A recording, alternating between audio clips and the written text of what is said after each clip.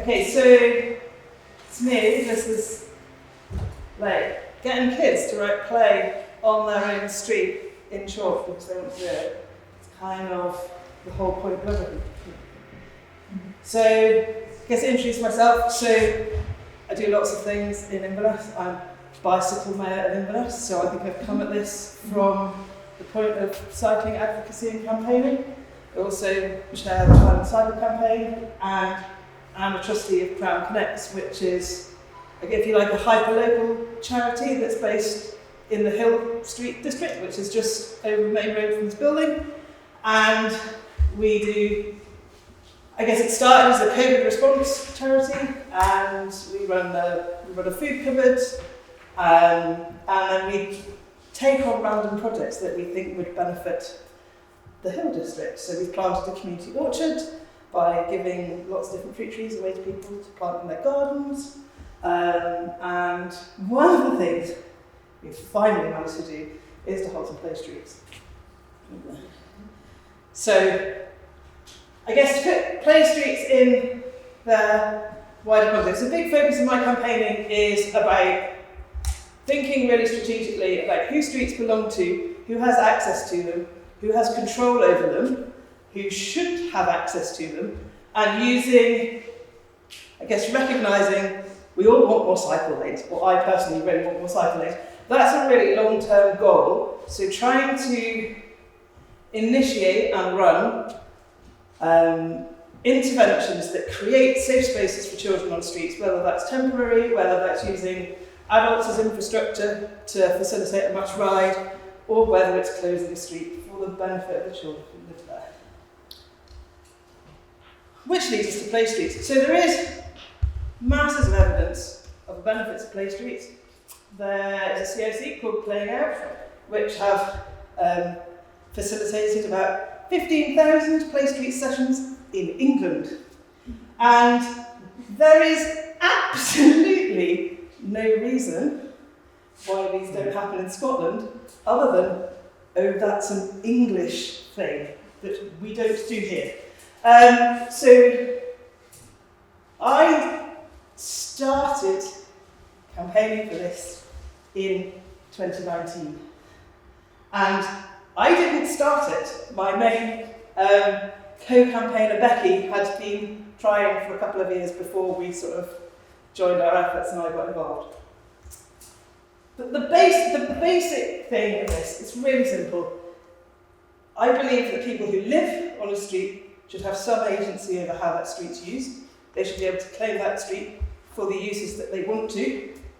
And a Playstreet is basically deciding, coming together as a community and deciding that for a couple of hours on a regular basis, we try the last Sunday of every month, to close the road to cars, but to open it for play. So I think it's very important to me, the street's not closed. The street is open, it's just open for a use that's not normally facilitated.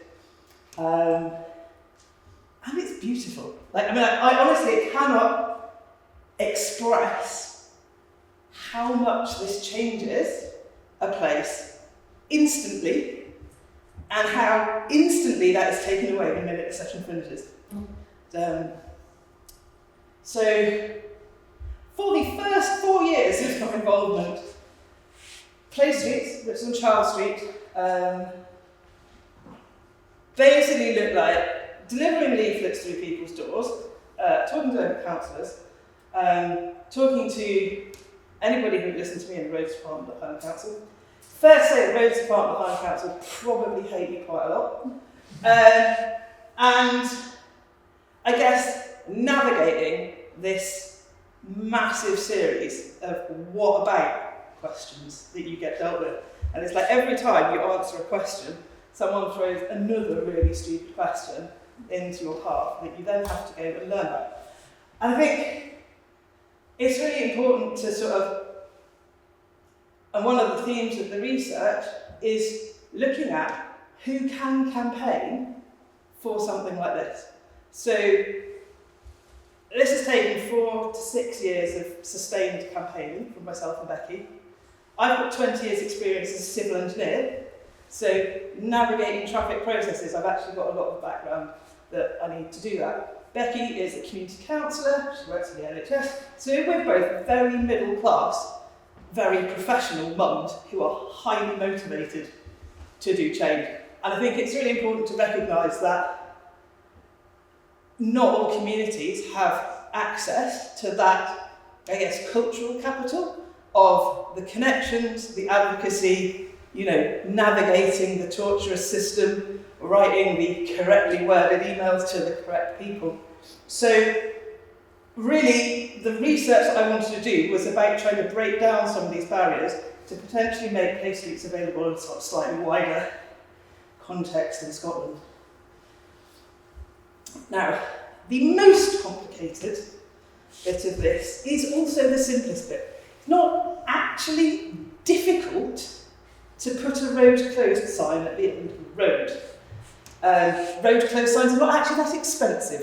If anybody wants to buy them, about £25.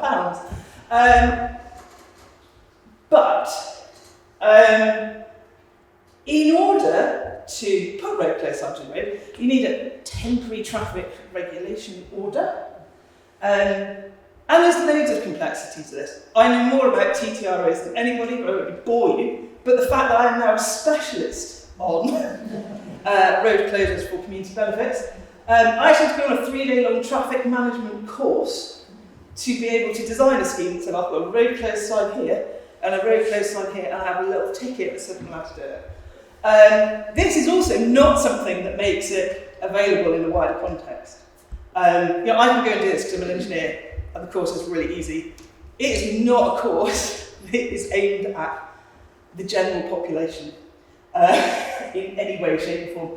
And I think the Highland Council will probably regret training 6 cycle advocates to be able to do this. Let's just say, yeah. Finally, so the end goal of all of this is that you can really simply, really cheaply and really effectively transform a space in the space of like 20 minutes. It's like the range of games that's been played is amazing. Like teaching kids to play Kirby, like I don't know if everybody here plays Kirby when they were a kid, they don't do that anymore because children don't have access to the street outside their house to play, unless you live in a cul-de-sac. We go on to the next one. So, I also say it's not only for children. Frank, my new friend Frank, likes to come out every single time we have a Playstreet, and he'll wander up with a new vintage toy that no one has seen, like, forever, and you'll be like, oh, how are we going to make... I mean, honestly, he has got the most terrifying, like, car-pumped power stomp rocket thing I have ever seen. Like, it's amazing. So yeah, this time he's come out to teach my kids to do yo-yo. So it's also like, in terms of community building, this benefits everybody. And I just really strongly feel that it's really important that a community that lives on the street should be empowered to use that street in ways that are not just facilitating people parking in the car park at the end of it. So, I guess on to the research. This is Deirdre from Strathclyde University. We jointly applied for some funding through the RSE, so we've got a little grant because I guess I'm really aware that to mount this campaign on a wider scale, I need to have some more evidence, and I also need some people who can take the conversation to places that I don't necessarily have access to. So Deirdre has done a lot of research into initiatives like bike buses and critical mass, and is quite involved both from a health and well-being and also advocacy perspective in a lot of the measures inside the campaign. So she has been doing critical interviews with us as organisers, people in the council, Stevie Grant. He hates me. and I understand it, because what I've had to do is convince him to take a risk that offers him no benefit. So one of the challenges with the Playstreet is this is a highways process. So the process of closing a road is done entirely by the roads department. The benefits of this do not sit in the roads department. The benefits of this are for play, are for community building, and they're really, really multifaceted. But what I'm asking him to do is work that offers him no benefit and that fulfills none of his objectives. And I guess it's only fair to recognise that all departments of the Highland Council are massively underfunded at the moment and struggling to meet their core requirements of fixing potholes. So it's just we're aiming to try and, I guess, take the conversation into a wider context to offer up some of the experience and learning of our campaign and the decisions that we've had to ask people to take. For me, it's about balancing what is quite a slight risk with what offers like really potentially massive benefits. But you've got to convince everybody and answer all of their really stupid questions. And I do a risk assessment in case someone bought a dog. And it's like, because I don't think they expected me to go and get traffic management qualifications, so I think they sort of thought, if I tell this woman that she's got to be qualified to be able to do this, she'll probably just go away. But I didn't.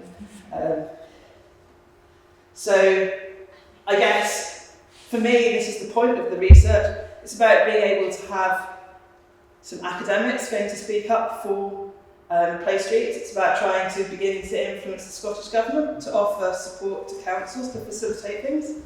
I've used the usual means of questions from my local relatives and parliamentary queries, but I'm now taking it to the point where I'm like on various committees. I'm going to a Rodex show fairly soon to talk to some highways people, and I guess just try to really get into the nitty-gritty of why the perception is that this is a thing for England and that Scotland can't have it, because I think it's really great and we all need it. I think it, in terms of the themes of today, what we all need to do is have access to different spaces. That can be going away to somewhere that's a green space, but it can also be transforming the place you live and looking at it in like a really different perspective with really different uses.